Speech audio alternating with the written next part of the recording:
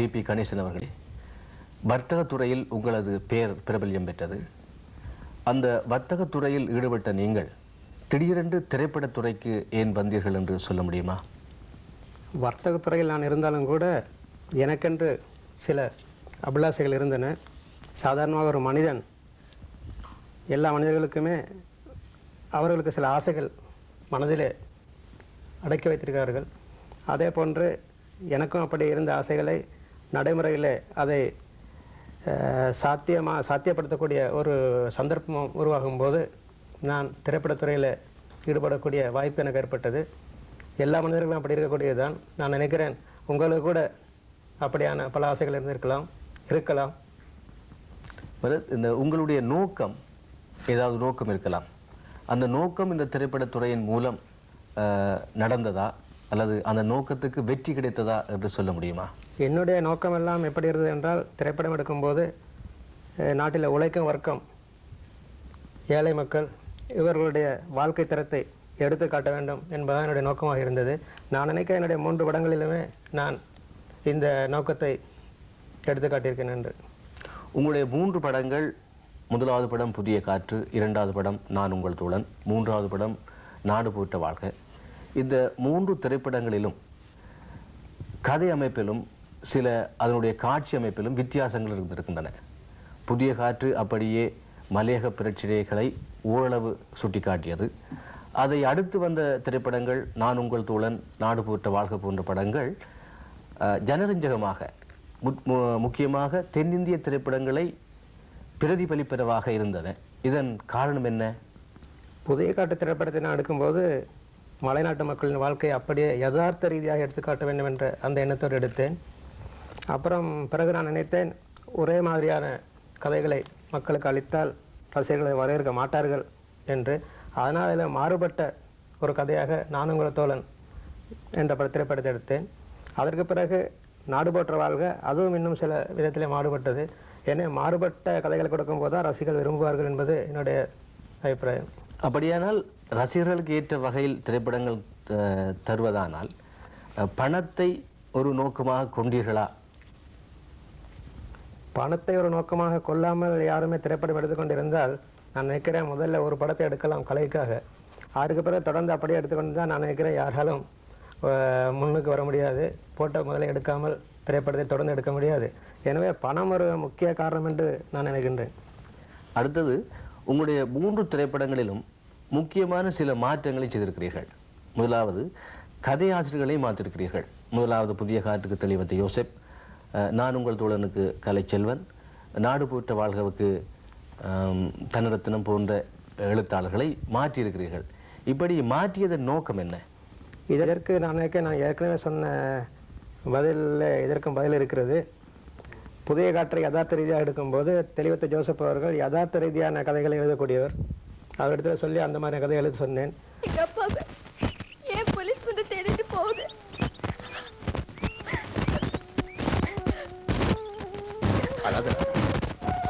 தாயம் கேட்டு போன உங்க அம்மா எட்டி உதைக்கப்பட்டதுக்கும், உங்க அப்பா வீரமுத்து மிருகத்தனமாக மாறினதுக்கும் காரணமே எங்க அண்ணன். இப்படியான அநியாயம் இனிமேலும் நடந்துக்காம நான் பாத்துக்கிறேன். அழகுறாங்க. நான் இப்போ இது விஷயமா தான் போலீஸுக்கு போறேன். நான் போயிட்டு வரேன். தைரியமா லைஃப்ல போ.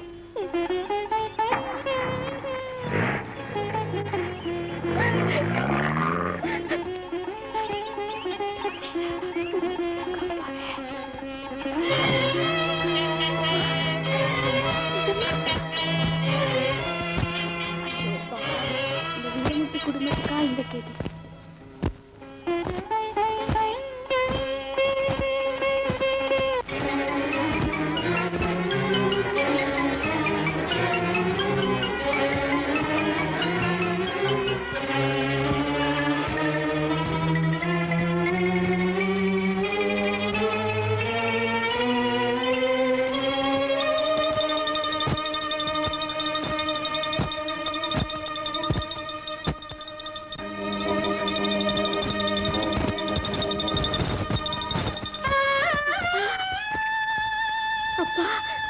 மக வந்திருக்கேப்பா.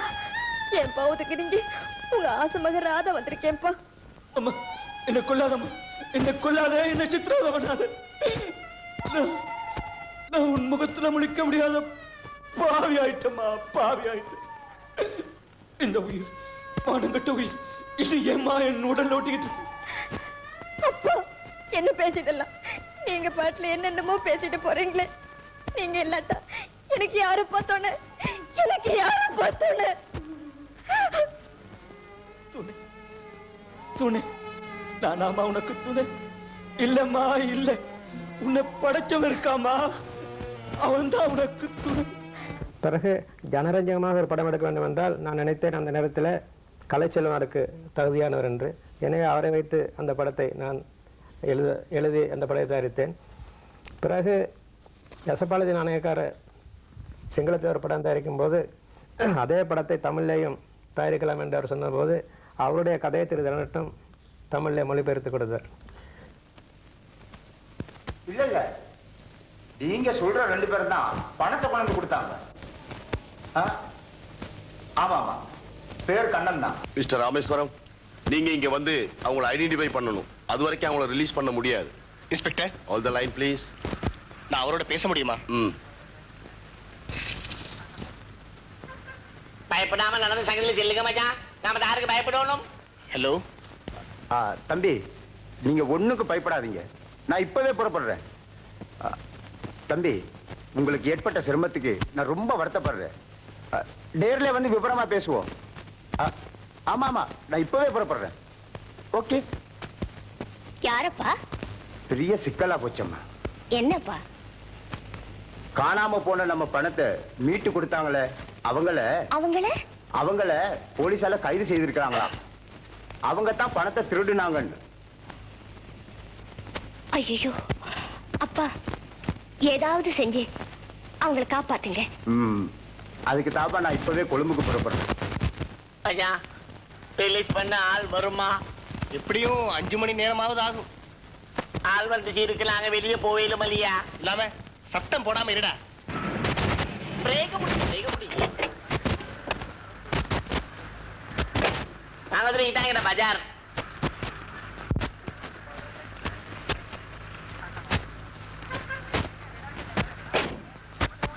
வாங்க வாங்க, கீழே வர போகண்டிக்கு.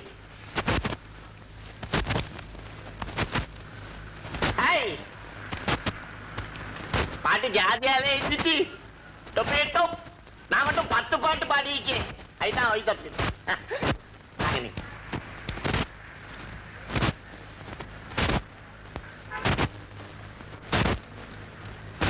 பாத்தியா, அண்ணனும் மரிக்காரும் பெரிய கார்ல வந்து இறங்குறாங்க. ஆமா ஆமா, அந்த பெரியவர் தான் அவங்களை ஜாமீன்ல கூட்டு வந்திருக்கார் போல் இருக்கு.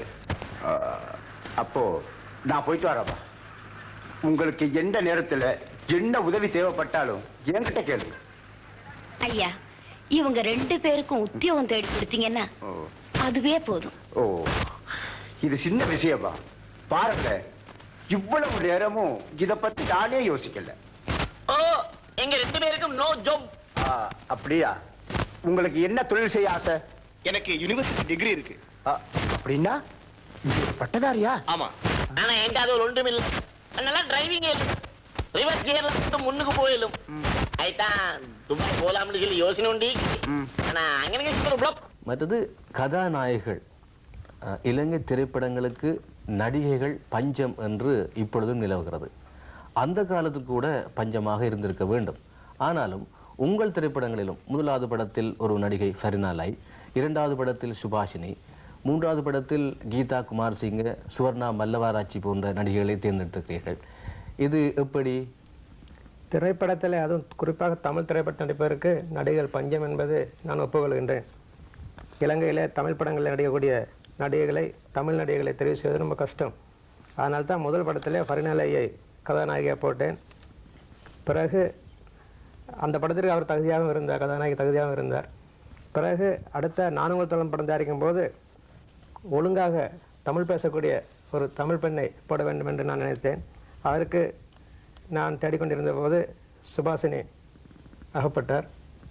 அதன் பிறகு நான் ஏற்கனவே சொன்னேன், சிங்கள படத்தை அதே படம் எடுக்கும்போது தமிழையும் சேர்த்து எடுத்தோம் என்று. அப்போது சிங்கள படத்தை நடித்து கொண்டிருந்த கீதா குமார சிங், சுவர்ண மல்லவராச்சி, இந்த 2 பேரும் தமிழ் படத்தை நடித்தார்கள். அப்பாவோட ஃபேக்டரி பக்கம் போனாங்க. எனக்கு சோம்பலா இருக்கு, நிறுத்துவோம். உனக்கு விளையாட்டு செழிச்சு போயிட்டுதா? இல்ல வனிதா, அவங்கள பார்த்ததுல இருந்து எனக்கு ஒரு அனுதாபம். அது என்னடி, கண்டதுமே அனுதாபம்? அழகானவங்களோ கண்ணன் அழகானவர். ஓஹோ, அவர் கிட்டியில வந்த கண்ணனா? இல்ல, புதிய ஒரு கண்ணன். ஐயப்பா விஸ்வநாத், ஓ மனசு திசை திரும்புதா?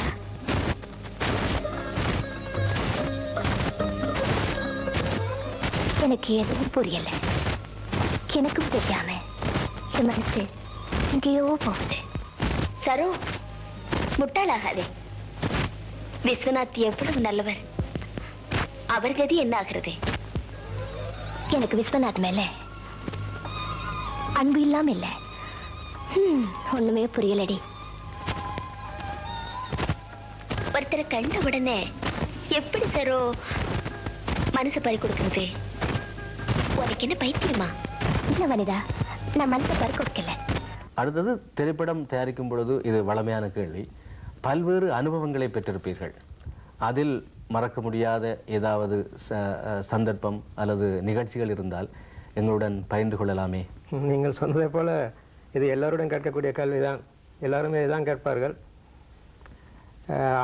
திரைப்படத்தை தயாரிக்கும் போது ஏற்பட்ட அனுபவங்கள் என்று சொல்லும்போது பல இனிமையான அனுபவங்கள் ஏற்பட்டிருக்கின்றன. அதே நேரத்தில் அந்த இனிமையான அனுபவம் இறுதியில் கசப்பான அனுபவம் மாறி இருக்கின்றன.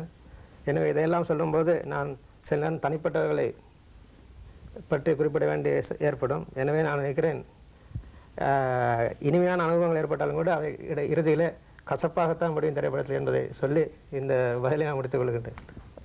அதுபோலத்தான் இன்னும் ஒரு கேள்வி. நீங்கள் தயாரித்த படங்கள் அத்தனையும் ஒரு படைப்பாளி என்ற ரீதியில் அத்தனையும் பிரசவ வேதனைகள் போன்றவை தான். உங்கள் 3 படங்களும் உங்கள் 3 குழந்தைகளுக்கு சமம், 3 அல்லது 4 குழந்தைகளுக்கு சமம். இந்த படங்களிலே இடம்பெற்ற காட்சிகள், உங்கள் மனத்தை தொட்ட காட்சி எது என்று சொல்ல முடியுமா? என்னை பொறுத்தவரையில் புதிய காற்று, பிறகு நான் உங்கள் தோழன், பிறகு நாடு போற்ற வாழ்க, இந்த 3 படங்கள்லையுமே கருத்து பாடல்கள் ஒன்றில் ஒன்று இருந்தன. புதிய காற்றில் மலைநாட்டில் ஒரு மாற்றம் தர வேண்டும் புதிய காற்று. அப்புறம் நான் உங்கள் தோழன் படத்தில் நான் உங்கள் தோழன் என்றுமே உங்கள் நண்பன். பிறகு நாடு போற்ற வாழ்க்கையில் எல்லாமே இந்த பணத்தாலே நடக்கும் என்றா நினைத்தாய். இந்த 3 பாடல்கள், இந்த 3 பாடல்களை நடிக்கும்போது நான் குறிப்பாக அறுவடை செய்யும் விவசாயி, அப்புறம் வண்டி இழுக்கும் தொழிலாளி, மூட்டை தூக்கும் தொழிலாளி, அப்புறம் மலைநாட்டிலே தேயிலை கொள்கை எடுக்கும் மலைநாட்டு பெண், இவர்களெல்லாம் வைத்து தான் எடுத்தேன். அந்த நேரத்தில் அவர்களோடு நடிக்கும்போது எனக்கு இருந்த அந்த உண்மையான திருப்தி எதிலுமே எனக்கு கிடைக்கவில்லை. எனவே அந்த காட்சிகள் தான் எனக்கு மறக்க முடியாத காட்சிகளாக இருக்கின்றன என்று நான் சொல்ல விரும்பப்படுகிறேன்.